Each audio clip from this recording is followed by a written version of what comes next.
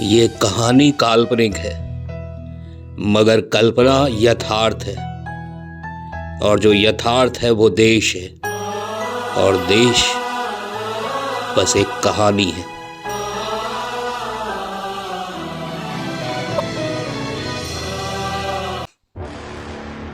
भगवान नगर पर शैतान का कब्जा हो गया था। चंद्रशेखर आज़ाद, भगत सिंह, राजगुरु, सुखदेव, बिस्मिल, बटुकेश्वर दत्त और अशफाक उल्लाह ने ऐसे बगावती तेवर दिखाए, शैतानी रियासत की चूल्हे हिल गई। शैतान भाग खड़ा हुआ। भगवान नगर पर भगवान की सत्ता फिर लौट आई। भगवान ने प्रसन्न होकर कहा, मांगो क्या मांगते हो। हम 24 घंटे के लिए अपने मुल्क, अपने देश, अपने वतन जाना चाहते हैं। भगवान बोले, तथास्तु।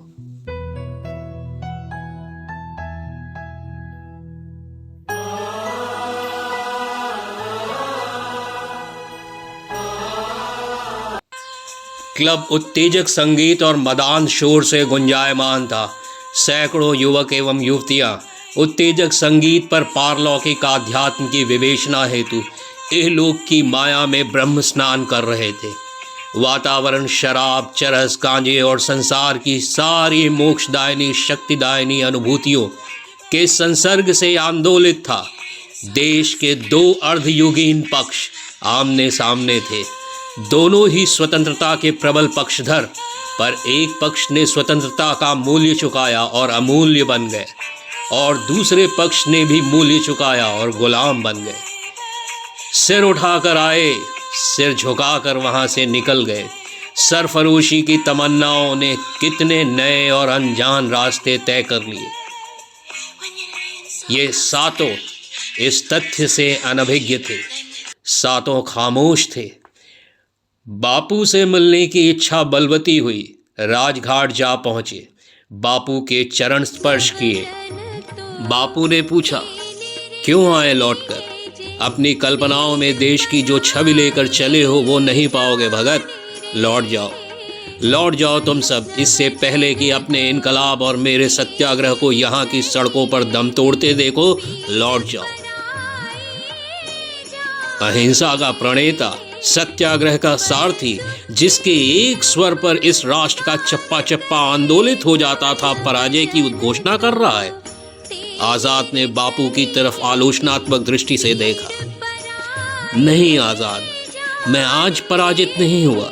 मेरी पराजय का आरंभ मैं स्वयं नहीं जानता कब से हुआ, पर जब इस देश के दो टुकड़े हो गए, मुझे कोई शंका नहीं रही कि हमारा स्वतंत्रता संग्राम एक अभिशप्त परछाई सा इतिहास की कालिक बनकर रह जाए। और मैं शायद अपने प्रायश्चित की प्रेत योनि का शापित मौन हूँ, जिसे राजघाट पर सजाकर इस देश की राजनीति ने स्वयं को मुखरित कर लिया। मुझे मुक्ति नहीं चाहिए आजाद, इस श्राप का वनवास चाहिए, जहां मैं अनाम रह सकूं, अज्ञेय रह सकूं। क्या तुम मेरे लिए ऐसा कर पाओगे? बापू ने व्यथित दृष्टि से उन सातों की तरफ देखा। सातों ने सिर झुका लिया। मैं एक बार इस पूरे देश को आपकी दृष्टि से देखना चाहूंगा, भगत ने कहा। कुछ नहीं देख पाओगे भगत, कुछ नहीं हाथ लगेगा। सीमा पर तैनात जवान एक खोखले जनमानस के लिफाफे की हिफाजत में लगे हैं। लिफाफे के अंदर के दस्तावेज दीमक चाट गए हैं। जितना जानोगे हृदय की व्याकुलता बढ़ती जाएगी। तुम्हारी हमारी बस तस्वीरें हैं, बेहिसाब तस्वीरें और मूर्तियां, जिनके खोल पहनकर भ्रष्टाचार, सांप्रदायिकता, जातिवाद और सबसे बढ़कर एक कुत्सित राजनीतिक विवेक इस देश के रगों में लहू बनकर दौड़ रहा।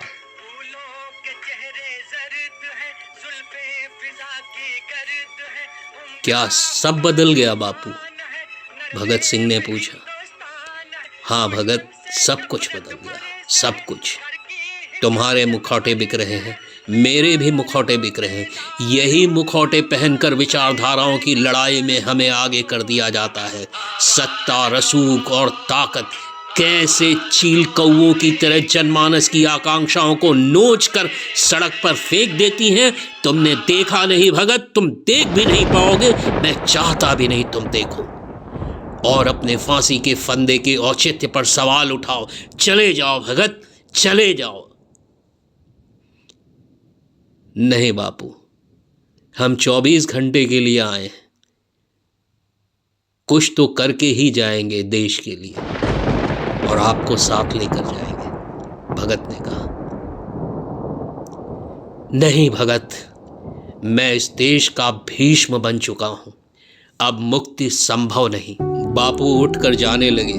चाल में न वो तेजी थी, न लाठी पर वो पकड़, एक कांपती सी छाया थी बस। कोई महात्मा नहीं जो उनकी आंखों से ओझल दुराग्रह युक्त आक्षेपों और आरोपों के पवंडरों ने महात्मा को राजनैतिक चौराहों की चाय की दुकान बना दिया था। उड़ गए थे बीड़ी के सुट्टे में और गिजगिजा उठे थे पान की पीकों में एक संयमित जीवन के आंदोलनकारी विमर्श। नए नायक और अधिनायक तैयार थे, आधारभूत आदर्शों को अपने पैरों की एड़ियों से कुचल सद्गति देते। इन नए नायकों का इतिहास काफी मायावी है।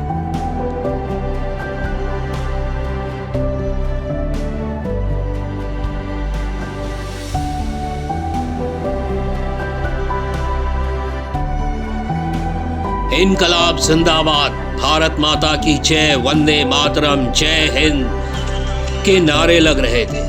भयानक शोर था ढोल ताशों का। एक तरफ मंच पर कुछ युवतियां अर्धनग्न अवस्था में अश्लील से संगीत पर नृत्य कर रही थीं। शराब के नशे में नौजवानों का पूरा हुजूम छीटाकशी करता, अश्लील इशारे करता झूम रहा था। कई बड़े बड़े बैनर पर, पोस्टरों पर नेताजी की शालीन तस्वीर लगी थी। नृत्य बालाओं पर नोटों के सावन भादों बरस रहे थे। एक तरफ सफ़ेद कुर्ते पायजामे में बेहद शालीन और सौम्य रूप धारण किए हाथ जोड़े नेताजी बैठे थे। देश की चिंता की चिता में सुबह से शाम होम होने वाले नेताजी के चुनावी प्रबंधन का ये अंश मात्र था। ऐतिहासिक जमघटों के घूंघट को उतार कर फेंक देश को विकास के राजमार्गों पर ले ही जाना होगा। अचानक भगत सिंह, आज़ाद वगैरह के सामने देश की एक नई तस्वीर उभर कर आई। उनका नाम चाहिए बस, उनकी नेम प्लेट लगाकर उनकी वैचारिक कसौटी को देश ने शताब्दी के किस कूड़े के डिब्बे में डाला, इसका इतिहास नहीं लिखा गया और न इतिहास लिखा जाएगा। देश की राजनीति ने इतिहास से उनके नाम छीन कब इतिहास की कनपटी से बंदूक सटाकर दाग दी पता नहीं चला। कलमों ने दुम दबा ली थी। वक्त सिर पर पांव रखकर भाग खड़ा हुआ था। उन ऐतिहासिक लाशों को जगह जगह खंभों पर टांग दिया गया। चेतावनी थी जनसभा को, याद रखना। जनमानस ने याद रखा और अवचेतन अवस्था में चला गया। घड़ी की सुइयों ने इस निर्मम बलात्कार को बड़ी खामोशी से झेला और बिकती गई। उन बिस्तरों की सिलवटें भी उन्हें याद नहीं जिन्हें उन्होंने गर्म किया। झुके हुए सिर और झुक गए, पर कितना झुकेंगे? नहीं झुको, झुकने की अब कोई सीमा तय नहीं है। देश में सीधी रीढ़ से बगावत और देशद्रोह की बू आती है। चारों तरफ बस लोग ही लोग थे, लोग ही लोग। देश नहीं था, कंधों और रीढ़ से झुके लोग, अपने अपने तय किए बाजारों में बिके लोग, सत्ता, रसूख और रौब की महत्वाकांक्षा के इश्क में पैसों के बिस्तर पर बिछे लोग, अपनी अपनी हथेलियों पर दीवारें उगाकर उसी में मुंह छिपाते लोग। लोग कम थे, दीवारें, हाँ दीवारें जिनकी प्रचुरता थी। हवाओं के रास्ते बंद थे, दम घुट रहा था। भगत सिंह दौड़कर अपनी बोई बंदूक निकाल लाना चाहते थे। एक ही धमाके में सारी दीवारें क्यों न गिरा दी जाए। हवा बहने दे। आजाद के पास आखिरी गोली नहीं थी, बिस्मिल के शब्द गायब थे। क्या करें? शब्दों की आग से बुझे बुझे लोग। इतनी रोशनी में भी सब कुछ अंधेरे में था। बेचैनी बढ़ती जा रही है। ऊंची ऊंची इमारतों की खिड़कियों पर रेंगती आंखें, जमीन पर रेंगती आंखें, बसों, ट्रेनों और हवाई जहाज पे रेंगती आंखें, पर किसी आंख में कोई रोशनी नहीं। खुप अंधेरे के सीने में धसी करोड़ों आंखें चकाचौंध हैं, कुछ देख नहीं पा रही। तभी भीड़ में अचानक शोर सा उठा। नेताजी ने एक सौम्य मुस्कान के साथ वहां उमड़े जनमानस पर नजर डाली और हाथ जोड़ दिए। लोगों ने आह्लादित होकर नारा लगाया, भारत माता की जय। पर ये नारा उन्हें अंश मात्र भी रोमांचित नहीं कर पाया। अचानक एक हृदय विदारक चीख उनके कानों में पड़ी। पांचों उस तरफ भागे। आवाज एक आलीशान कक्ष से आ रही थी। कक्ष से बाहर सुरक्षा कर्मियों को धक्का देकर दरवाजा तोड़कर अंदर पहुंचे। आलीशान कक्ष में निर्वस्त्र नेताजी एक अर्धनग्न युवती को दबोचे हुए थे। वर्तमान भविष्य संवारने का प्रयास कर रहा था। भूतकाल रास्ते में आ गया। भगत सिंह ने पूछा, कौन है ये? आजाद ने कहा, भारत माता। नेताजी ने पूछा, कौन हो तुम? इससे पहले कोई कुछ और पूछता या बताता, धड़धड़ाती हुई पुलिस की टुकड़ी अंदर घुसी और पांचों को कब्जे में कर लिया। पांचों की मुश्कें कस दी गई। पूछताछ हुई, तहकीकात हुई। नेताजी देश का भविष्य है। उन्हें मारने की साजिश सामने आई। विदेशी हाथ होने के सबूत भी मिल गए। लड़की ने भी तहरीर दी उन सातों के खिलाफ। अगले दिन सुबह समाचार पत्र और टीवी चैनलों पर पुलिस की पीठ ठोकी गई।